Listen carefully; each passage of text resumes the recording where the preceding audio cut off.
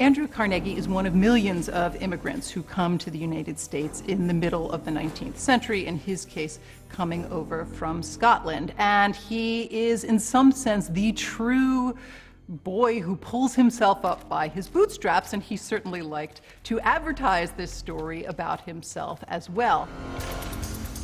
He came at 13 years old, had to start literally working as a child in a button factory, the kind of worst child labor that no one would ever permit today. He taught himself to be a telegraph operator. He went to work for the railroads. He eventually identified iron and steel as his niche. Carnegie started out to build steel rails because he knew he was living in an age of very expansive railroad construction, the completion of the transcontinental line in 1869, and then an explosion of railroad construction, especially in the West thereafter. And what's remarkable about Andrew Carnegie is that in the 1870s, at a moment when American industry and the American economy is really beginning to collapse, Andrew Carnegie says, aha, here lies an opportunity. And he begins to build his iron and steel empire.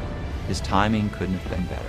It was steel that built American cities. It was steel that built American railroads. It was steel that built American shipping. And Carnegie identified steel as an industry that was going to blossom and boom in the coming years. And Carnegie was simply better at producing steel than anybody else. By the beginning of the 20th century, he was one of the wealthiest men in America. Carnegie said again and again and again in his own lifetime that he regarded himself one of the luckiest people who'd ever lived. And he, in a sense, marveled at his own good fortune.